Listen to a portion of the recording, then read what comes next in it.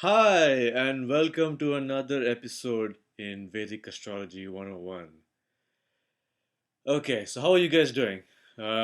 It's the weather is really crappy out here. It's been raining the whole day, and yeah, it's not looking good. I think it's going to be raining tomorrow also.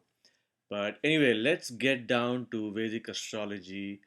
Um, this particular episode is about exalted and debilitated planets. And in particular, I'm going to talk about how debilitated planets may not be all that bad for you. And if you have debilitated planets in your horoscope, it actually may be a good thing. It'll help you make a lot of name and fame and money, and it'll bring you a lot of material benefits. It could, not always. Okay, so let's get started. So if you are a novice into astrology, then let me tell you what exalted planets means and what debilitated planets means. Okay, so exalted. What does exalted mean? Exalted means very powerful.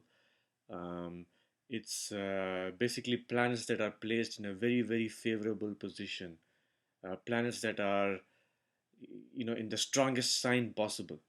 So, as you know, planets are placed in signs.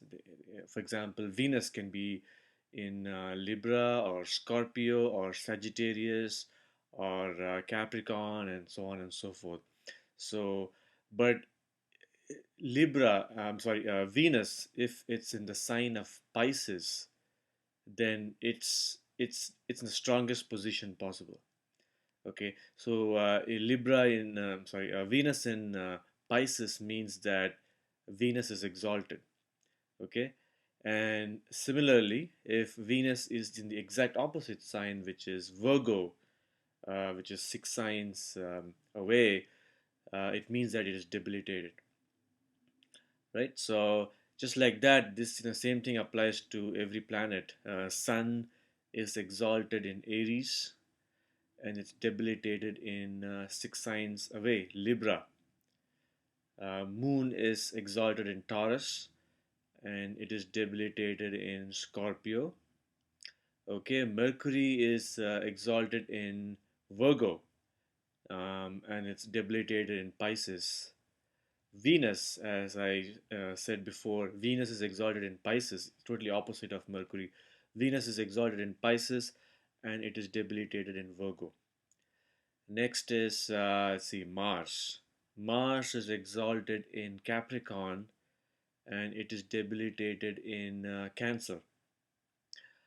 Now, to the outer planets, right? Jupiter is exalted in Jupiter in Cancer and it is debilitated in Capricorn, exact opposite of Mars.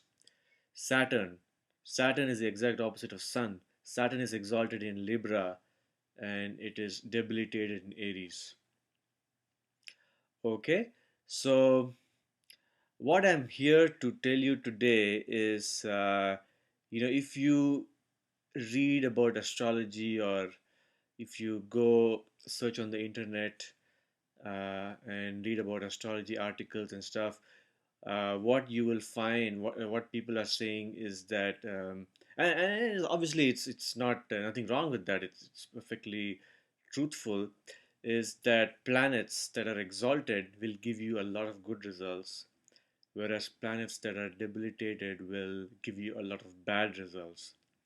Okay, during the planetary period and also personality wise, if your Mercury is debilitated, it means it's not good for you. It's bad. It's you will be your Mercury will not work well for you. It's your thinking process will be slightly messed up, and so on. But here's the thing, though. That's not if you happen to have debilitated planets in your horoscope, then it's not like all hope is lost and you have totally no use for that planet. Okay, so because here's the thing, here's what I feel. we are dealing with here. If a planet is either exalted or debilitated, it just means that it's put in a very special place. Okay, so um, it's just when it's at the strong, when it's at its zenith, or when it's at its nadir, it's just put in a very special place, and people with those placements are um, destined for something great, in their lives. If planets are exalted, it means that the planet is just absolutely works great for you. It's you're blessed. Jupiter in Cancer, let's say, you are just you'll make a very good teacher, a great teacher, because it's the strongest in Cancer. Um, but when it's in Capricorn, what does it mean? All it means is that Capricorn is a sign of business, right? So Jupiter in Capricorn means that you will use your wisdom and all your learning and knowledge and everything in the field of business, which is not a bad thing if you think about it, right? So it's not considered good to um, use your spiritual knowledge and the knowledge that you obtain from God, which is Jupiter, in into making money. It's not a good practice, but in the modern world, it is what it is. If you need money to live, you need money to put bread on the table, right? So um, maybe in the olden days it was not considered virtuous for a wise person to use all their knowledge in areas apart from commerce. So, sorry, did I say that right? So in olden days, it was expected of a wise person to use their knowledge in betterment of mankind, right?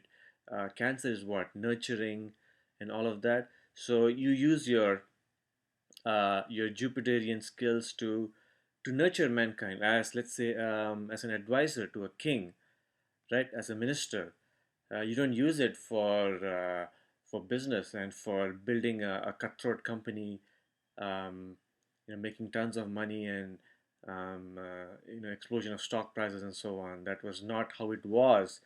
But if you come to the present day, things are totally different. So uh, so that's the message that I'm giving you here in this episode, which is that debilitated planets are not necessarily bad. In fact, they can be very good for you in this day and age. Okay, so I'm going to expand on this further in the next episode, and so we'll talk about all the planets and what they really mean when they are in the exalted position and when they are in the debilitated position. Okay, so stay tuned for that, and I will talk to you soon. Bye bye.